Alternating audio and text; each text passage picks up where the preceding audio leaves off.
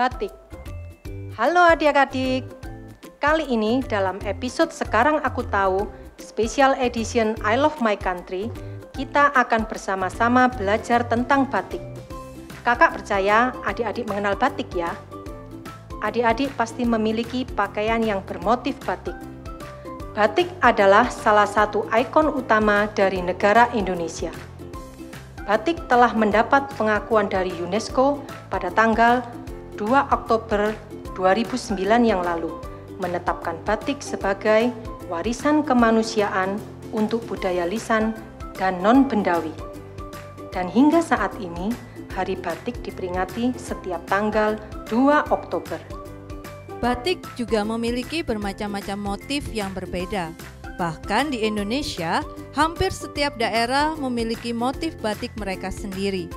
Banyak sekali daerah-daerah di Indonesia yang memiliki batik yang khas, antara lain batik Bali, batik Banyumas, batik Betawi, batik Banten, batik Madura, batik Malang, batik Tulung Agung, batik Kediri, batik Pekalongan, batik Solo, batik Yogyakarta, batik Kudus, batik Jepara atau batik Kartini, batik Minangkabau, batik Minahasa, batik Aceh, dan masih banyak lagi. Berdasarkan motifnya, batik bisa dipisahkan menjadi beberapa jenis antara lain batik keraton, batik Sudagaran, batik petani, batik sekar jagat, batik kawung, dan lain sebagainya. Dalam simbol-simbol yang tersirat pada motif batik memiliki makna-makna tersendiri. Hal tersebut bertautan erat dengan status sosial, kebudayaan lokal, alam, dan sejarah itu sendiri. Batik dinilai sebagai identitas bangsa Indonesia dan menjadi bagian penting seseorang. Contohnya adalah batik keraton. Batik keraton dianggap sebagai cikal bakal hadirnya batik di Indonesia. Simbol yang muncul pada motif batik keraton itu sendiri mempunyai makna sebagai filosofi hidup. Salah satu motif yang muncul pada batik keraton adalah melambangkan kekuasaan dan kekuatan. Batik parang ini hanya digunakan oleh kalangan tertentu saja seperti penguasa, ksatria, dan keluarga kerajaan. Batik motif parang juga digunakan sebagai pedoman utama untuk mengukur derajat kebangsawanan seseorang, sehingga jenis motif ini termasuk dalam motif larangan. Namun saat ini batik motif parang sudah bisa ditemukan secara luas di pasaran. Pembuatan batik ini juga butuh ketekunan ekstra, ketenangan, dan kesabaran yang tinggi. Jika dilihat dan dipahami secara mendalam, garis-garis lengkung pada motif parang sering diartikan sebagai ombak lautan yang menjadi pusat tenaga alam. Dalam hal ini yang dimaksudkan adalah raja. Komposisi miring pada parang juga melambangkan kekuasaan, kewibawaan, kebesaran, dan gerak cepat sehingga pemakainya diharapkan dapat bergerak cepat. Seiring perkembangan zaman, motif batik parang juga mengalami perkembangan pada motif-motifnya, seperti parang rusak barong, parang kusuma, dan sebagainya. Untuk proses pembuatan batik itu sendiri membutuhkan keahlian khusus. Untuk bahan-bahan dan alat pembuatan yang biasanya digunakan untuk membuat batik antara lain seperti kain, pensil untuk membuat motif awal, papan sebagai alas kain, canting untuk alat melukis dengan wak cair dan panas dan digunakan sebagai pelindung zat warna, pewarna yang dinamakan dye batik, waks atau lilin, anglo, kompor untuk memanaskan lilin. Proses membatik itu sendiri membutuhkan beberapa tahap. Untuk tahap pertama adalah membuat pola dengan pensil. Pola bisa berupa gambar-gambar yang langsung bisa dicanting, namun bisa juga berupa garis geometris. Misalnya pada motif kawung, biasanya hanya dibentuk garis-garis kotak saja. Dari pola-pola yang telah dibentuk, selanjutnya membentuk kerangka dengan malam cair. Setelah semua motif tertutup malam, proses selanjutnya adalah pewarnaan. Siapkan pewarna dalam ember, kemudian celupkan kainnya ke dalam larutan pewarna dengan menggunakan kuas. Ulangi sampai beberapa kali. Tahapan selanjutnya adalah proses penghilangan lilin batik. Tahap terakhir dari proses pembuatan batik ini adalah proses pencucian dan penjemuran. Setelah berjalannya waktu yang cukup lama, sejarah batik berubah karena adanya perkembangan teknologi. Teknik batik yang dulunya hanya menggunakan batik tulis, sekarang sudah berkembang menggunakan teknik batik cap dan batik printing. Cara pembuatan seperti ini berkembang setelah usainya Perang Dunia I dan masa modernisasi industri. Demikian ulasan singkat tentang batik. Kita sebagai warga Indonesia harus bangga dengan salah satu ikon Indonesia yang telah mendunia. Mari pakai batik, mari kita lestarikan budaya Indonesia. I love my country.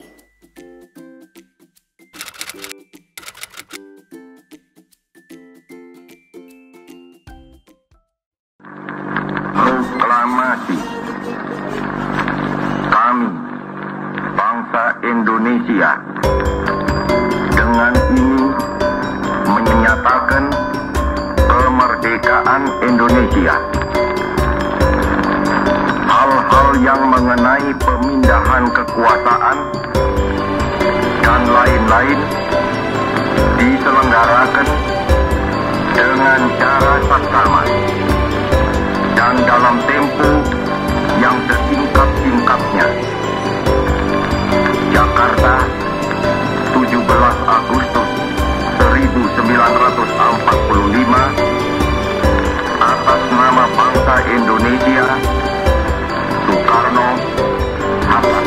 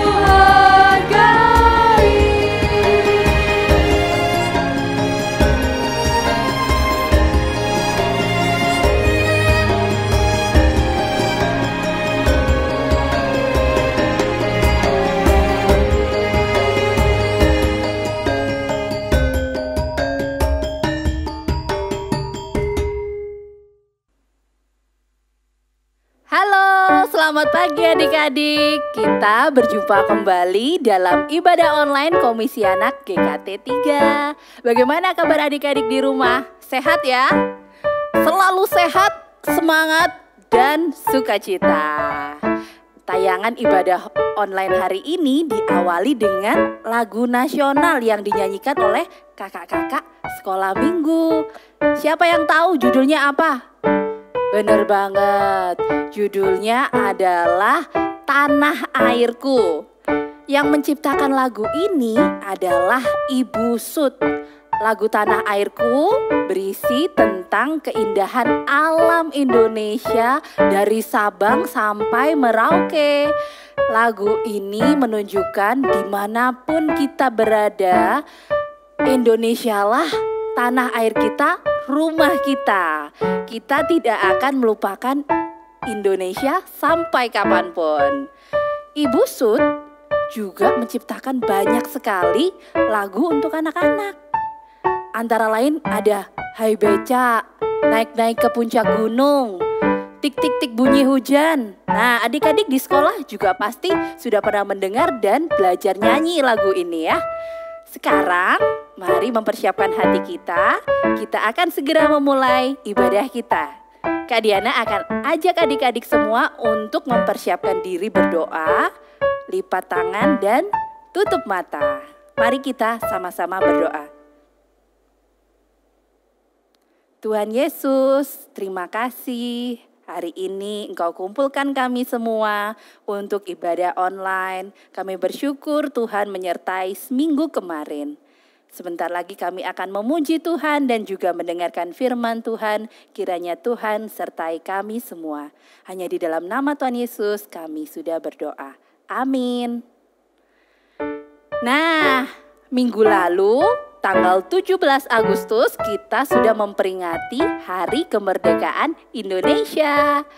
Sebagai anak Tuhan kita juga harus bersyukur untuk kemerdekaan bangsa kita. Sejak kecil adik-adik juga bisa loh jadi rakyat yang baik.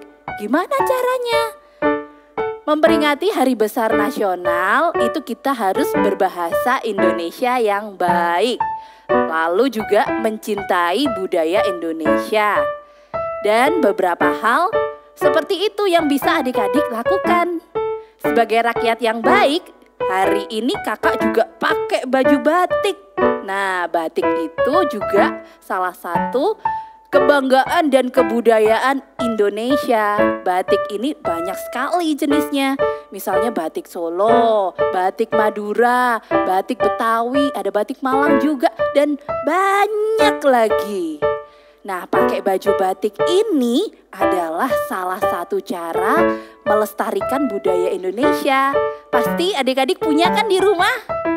Mari kita melestarikan budaya bangsa kita seperti tarian daerah, lagu daerah juga harus bisa, juga pakai baju batik. Bisa ya adik-adik? Nah, menjadi rakyat yang baik juga perintahnya Tuhan loh. Jadi, ayo belajar jadi rakyat yang baik. Sekarang kita harus cinta sama negara kita. Sekarang Kak Diana ajak adik-adik memuji Tuhan.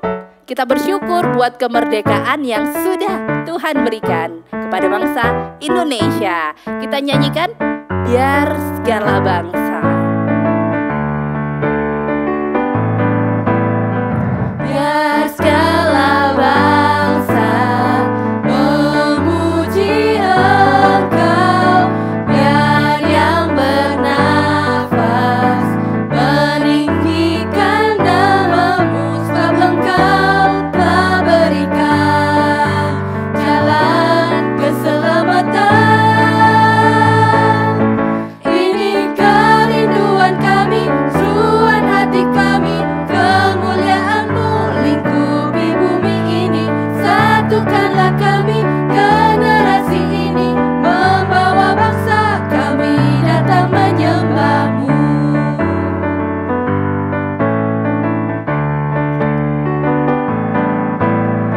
Biar segala bangsa memuji Engkau, biar yang bernafas meninggikan namamu, sebab Engkau telah berikan jalan keselamatan. Ini kerinduan kami, seruan hati kami, kemuliaan-Mu lingkupi bumi ini. Satukanlah kami, generasi ini, membawa bangsa kami datang menyembah-Mu.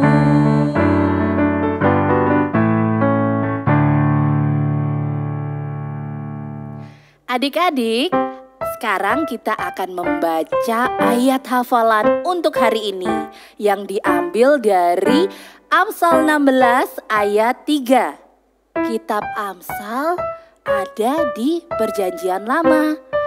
Amsal 16 ayat 3. Mungkin papa mama bisa bantu adik-adik untuk mencari ayatnya di Alkitab. Sudah ketemu? Mari kita membaca bersama-sama ya. Amsal 16 ayat 3. Serahkanlah perbuatanmu kepada Tuhan, maka terlaksanalah segala rencanamu. Kita baca sekali lagi ya. Amsal 16 ayat 3. Serahkanlah perbuatanmu kepada Tuhan, maka terlaksanalah segala rencanamu.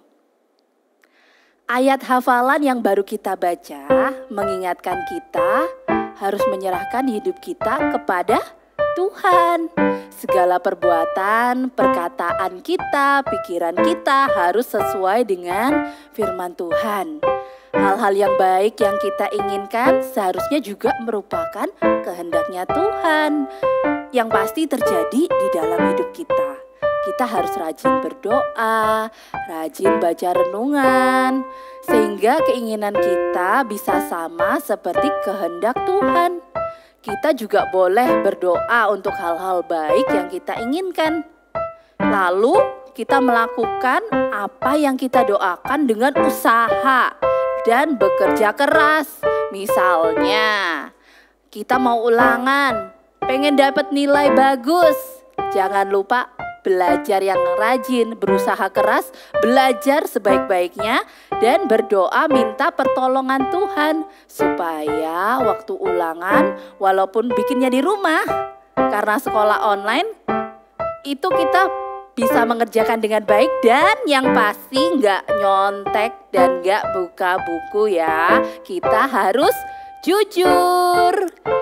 Dan pastinya kita harus bersyukur jika Tuhan kita adalah Tuhan yang mencintai dan mengasihi kita semua anak-anaknya. Tuhan mengasihi papa, mengasihi mama, mengasihi semua keluarga kita. Mari kita sama-sama memuji Tuhan, kita menyanyikan Yesus sayang semua. Yesus sayang semua, semua, semua.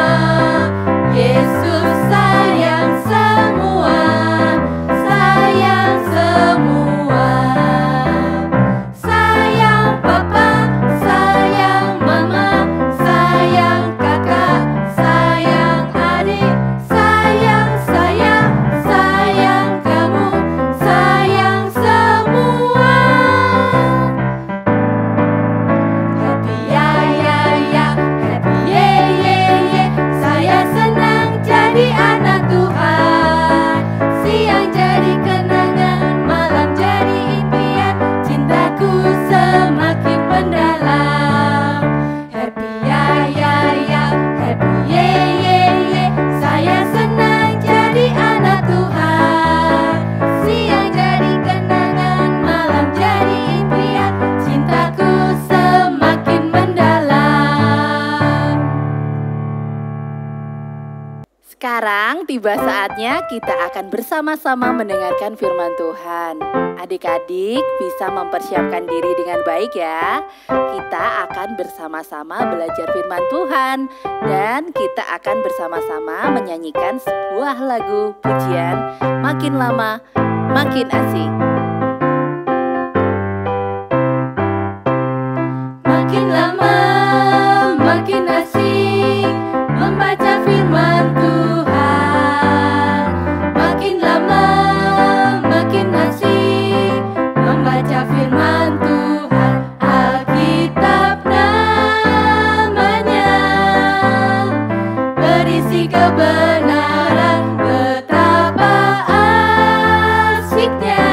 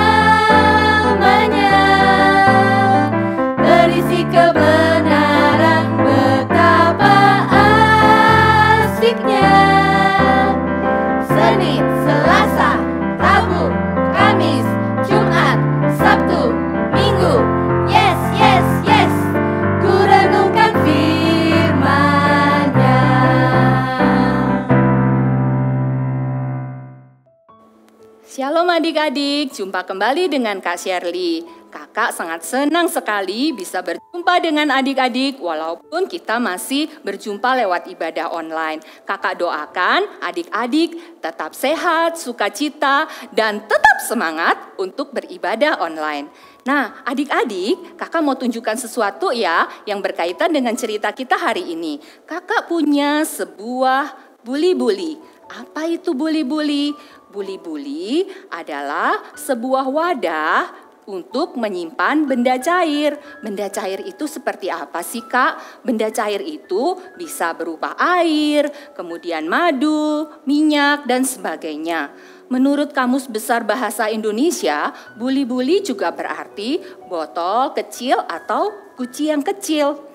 Nah, kalau buli-buli itu bentuknya ada bermacam-macam. Ada yang alasnya atau alasnya rata, datar, tetapi ada juga loh yang alasnya itu runcing. Loh, kalau runcing gak bisa berdiri dong. Kalau runcing, kalau diletakkan dia akan jatuh. Loh, ternyata memang sengaja loh adik-adik, memang dibuat ujungnya runcing. Karena pada saat itu mereka tinggal di daerah gurun pasir. Karena daerahnya berpasir dan juga berbatu-batu. Dengan ujung yang runcing seperti segitiga, itu akan mudah untuk ditancapkan atau dimasukkan ke sela-sela bebatuan. Nah, kalau untuk buli-buli itu umumnya terbuat dari tanah liat. Tetapi ada juga yang terbuat dari batu pualam ataupun dari kaca. Biasanya untuk yang terbuat dari batu pualam atau kaca itu untuk menyimpan minyak wangi.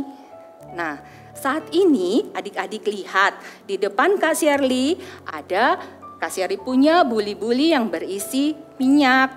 Kak Shirley akan coba tuang ya. Adik-adik perhatikan apa yang terjadi pada minyak yang ada di dalam buli-buli ini. Kalau Kak Shirley tuangkan minyaknya ke dalam sebuah gelas, maka minyak yang ada di dalam buli-buli ini lama-lama akan berkurang. Dan kemudian kalau dituang lagi, makin lama-lama akan habis. Tapi ada loh cerita dicatat di dalam Alkitab. Nah, di Alkitab itu dicatat bahwa minyak yang di dalam buli-buli ketika dituang, maka minyaknya akan mengalir terus dan tidak berhenti sampai bejana terakhir terisi penuh.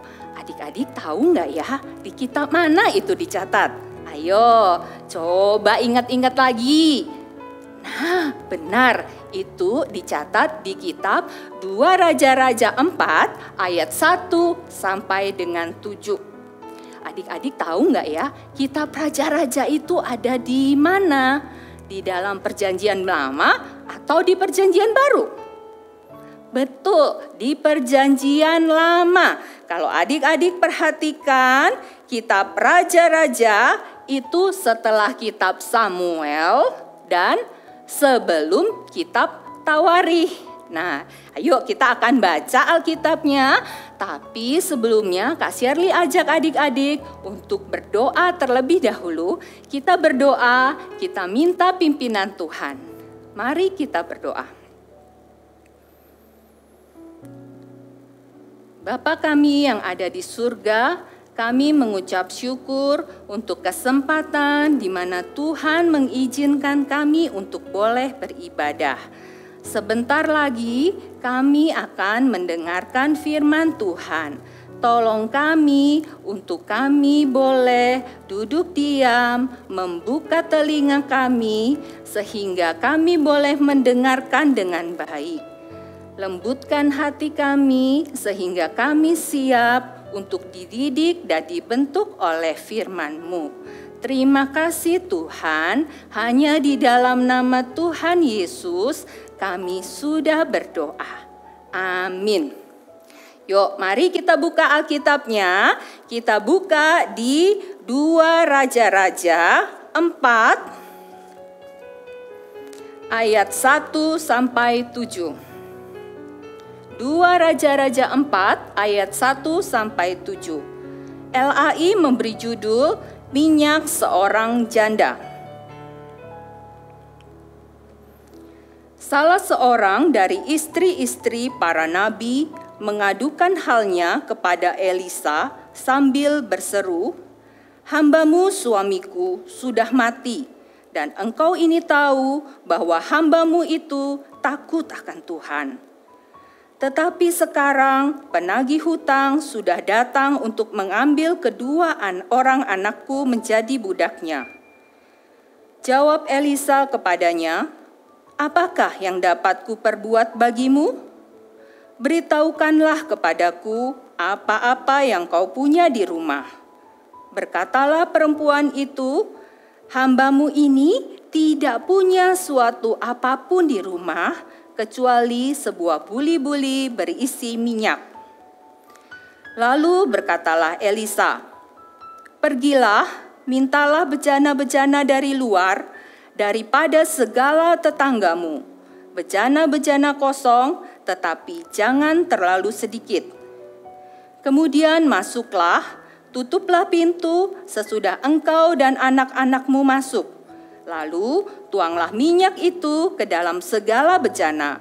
Mana yang penuh, angkatlah." Pergilah perempuan itu daripadanya. Ditutupnyalah pintu sesudah ia dan anak-anaknya masuk. Dan anak-anaknya mendekatkan bejana-bejana kepadanya, sedang ia terus menuang. Ketika bejana-bejana itu sudah penuh, berkatalah perempuan itu kepada anaknya, "Dekatkanlah kepadaku sebuah bejana lagi." Tetapi jawabnya kepada ibunya, "Tidak ada lagi bejana." Lalu berhentilah minyak itu mengalir. Kemudian pergilah perempuan itu memberitahukan kepada abdi Allah, dan orang ini berkata, "Pergilah, jualah minyak itu, bayarlah hutangmu, dan hiduplah dari lebihnya engkau serta anak-anakmu." Demikianlah firman Tuhan. Nah, adik-adik, dari firman Tuhan yang sudah kita baca, tadi diceritakan ada seorang ibu. Ibu ini sedang bersedih. Kenapa dia bersedih? Adik-adik tahu nggak ya? Iya, ibu ini adalah seorang janda. Janda itu artinya orang yang sudah tidak punya suami. Suaminya sudah meninggal. Suaminya dikatakan adalah salah seorang nabi. Orang yang takut akan Tuhan. Tetapi walaupun orang yang takut akan Tuhan, dia juga menjumpai kesulitan. Ibu janda ini dikatakan punya 2 orang anak. Punya 2 orang anak laki-laki. Dan dia sangat miskin. Ketika suaminya meninggalkan hutang. Sehingga dia harus membayar hutangnya. Mulai satu persatu barang yang ada di rumahnya kemudian dijual. Dijual untuk apa? Dijual untuk membiayai kebutuhan hidup ibu ini dan kedua anaknya. Dan juga untuk mencicil hutangnya. Tapi hutangnya nggak lunas-lunas. Tetap penagih hutang datang kepada ibu ini. "Ibu, kalau engkau tidak bisa bayar hutang, maka kedua anakmu akan aku ambil. Aku ambil untuk jadi apa? Untuk jadi budak." Lah, budak itu apa? Budak itu adalah orang yang dipekerjakan tapi nggak dibayar. Ibu ini sedih sekali. Dia sudah kehilangan suaminya. Dia saat ini akan punya kehilangan anaknya kalau anaknya diambil. Karena tidak bisa bayar hutang. Di tengah-tengah kesulitan yang dihadapi oleh ibu ini tidak mengasihani diri dengan terus menangis. Tidak loh adik-adik. Ibu ini dia di tengah-tengah kesulitan yang dihadapi, dia datang kepada Tuhan. Dia datang kepada Bapak Elisa. Bapak Elisa adalah abdi Allah. Dia datang kepada Tuhan, dia ceritakan semua permasalahan yang dihadapinya. Nah, Kemudian setelah itu apa yang dikatakan oleh Bapak Elisa? Adik-adik ingat atau coba adik-adik baca di dalam Alkitab. Bapak Elisa berkata, "Ibu, apa yang dapat aku perbuat? Apa yang ada di rumahmu? Katakanlah apa yang ada di dalam rumahmu." Kemudian ibu ini bilang, "Oh, di rumah sudah tidak ada apa-apa. Aku sudah tidak punya apa-apa. Rumahku sudah kosong." Kemudian Bapak Elisa berkata, "Ayo ibu, coba pikirkan lagi. Apa yang kau punya di rumahmu?" Apa ya? Sebuah buli-buli berisi minyak. Hanya sebuah buli-buli yang berisi minyak. Oh, baik. Sekarang kamu pergilah, ambil segala bejana-bejana. Berkatalah Elisa, "Pergilah, mintalah bejana-bejana dari luar, dari segala tetanggamu, bejana-bejana kosong." Nah, kemudian masuklah, tutuplah pintu setelah engkau dan kedua anakmu masuk. Dan tuang minyaknya, mana yang penuh, angkatlah. Setelah ibu ini mendengar apa yang dikatakan oleh Abdi Allah, Bapak Elisa ini, kemudian bagaimana reaksi daripada ibu ini? Ibu ini ternyata percaya dan taat. Kalau kita, adik-adik atau Kak Shirley, waktu mendengar disuruh kita lagi nggak punya uang untuk bayar hutang.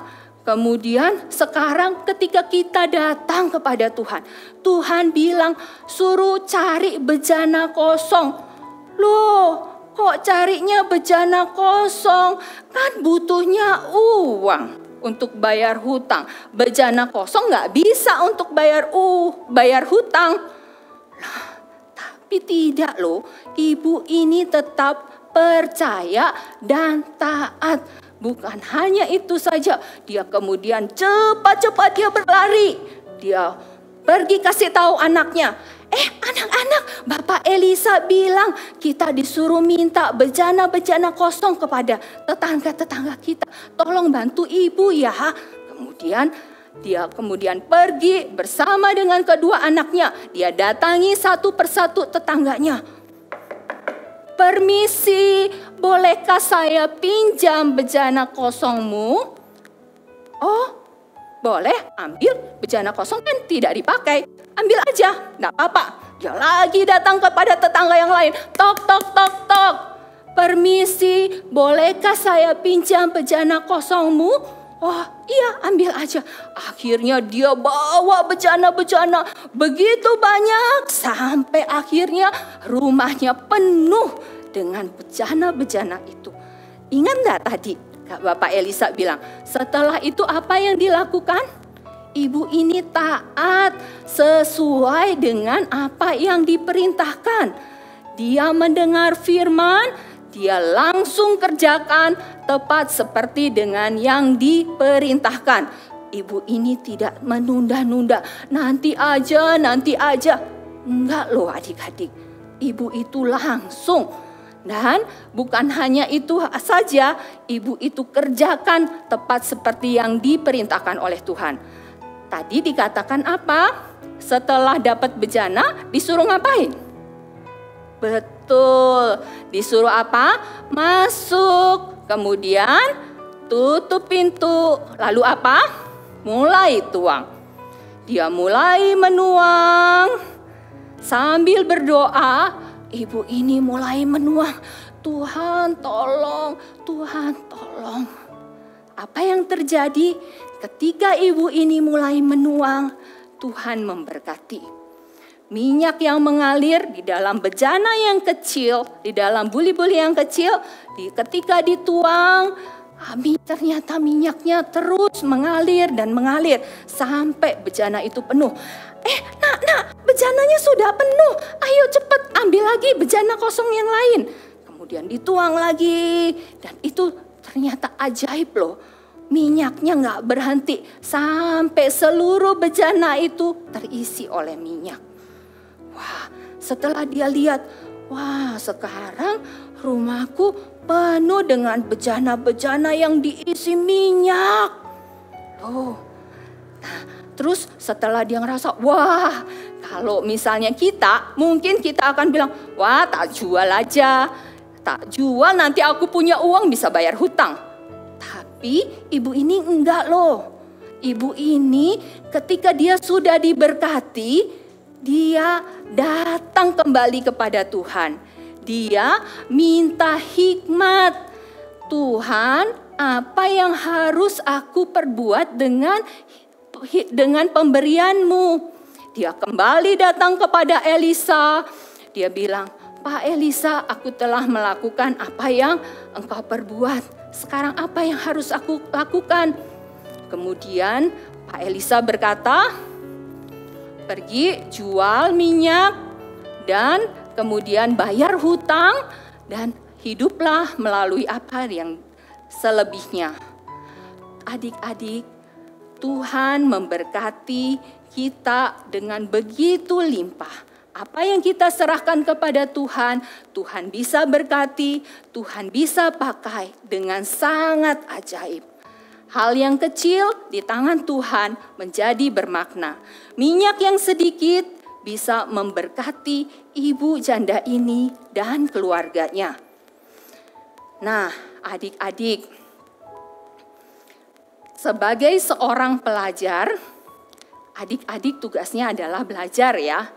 Nah, kalau tugasnya adalah belajar, maka ketika ada PR, maukah adik-adik untuk mengerjakan cepat-cepat, menyelesaikan tepat sesuai dengan waktu yang diberikan. Kita mau belajar dari ibu janda tadi. Ibu janda tadi adalah dia belajar untuk taat, mendengarkan firman Tuhan, dan belajar untuk melakukan apa yang diperintahkan oleh Tuhan.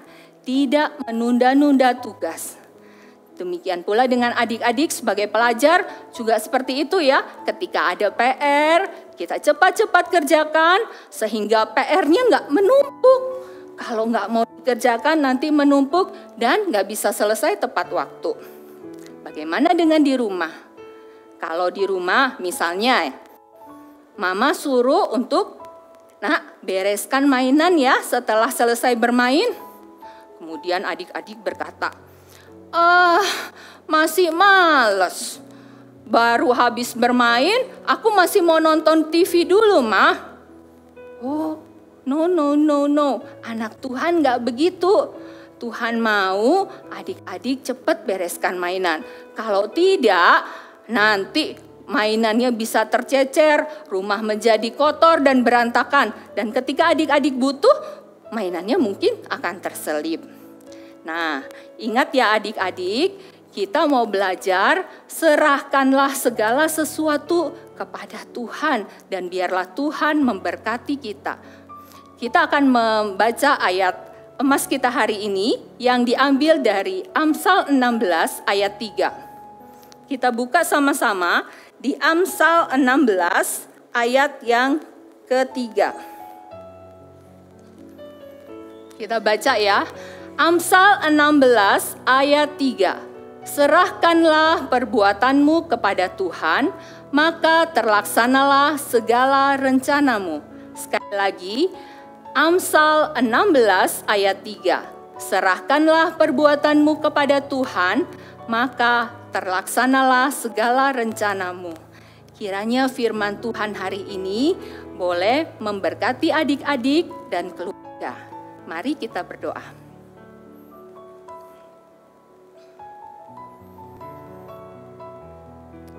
Tuhan Allah Bapa kami yang bertata di dalam kerajaan surga, kami sungguh mengucap syukur bahwa Tuhan adalah pemelihara hidup kami.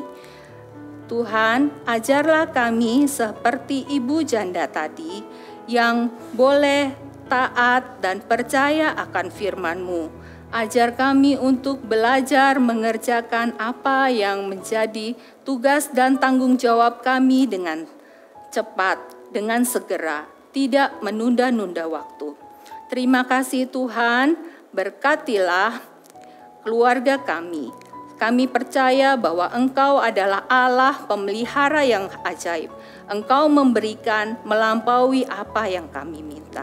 Terima kasih Tuhan, hanya di dalam nama Tuhan Yesus kami mengucap syukur dan berdoa.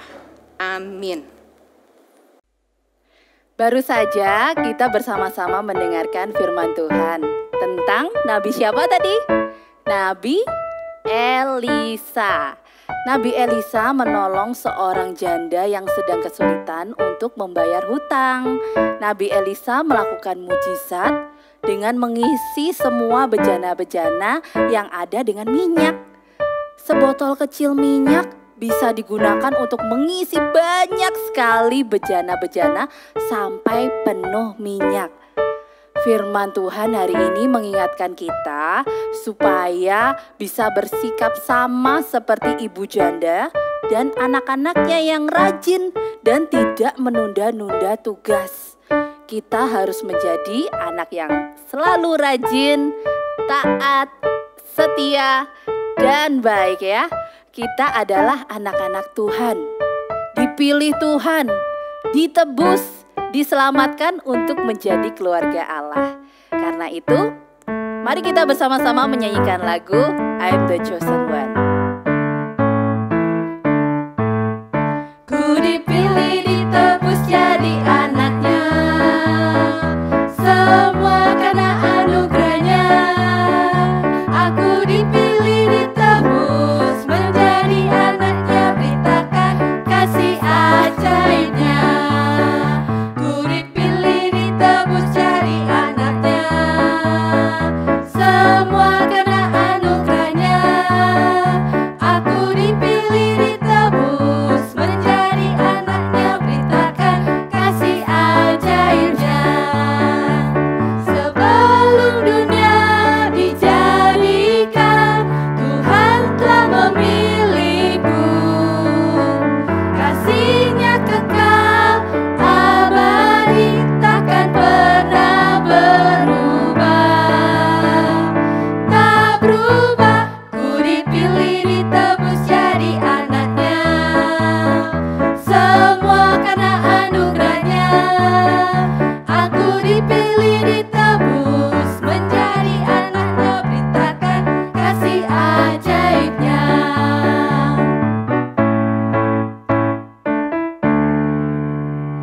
Sekarang tiba waktunya Kak Diana dan semua kakak-kakak yang di sini berpisah dengan adik-adik.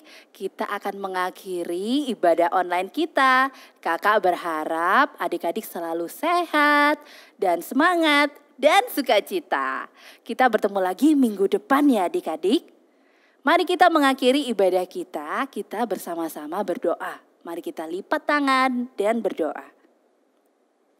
Tuhan, terima kasih Engkau telah menyertai kami dari sepanjang ibadah kami di pagi hari ini.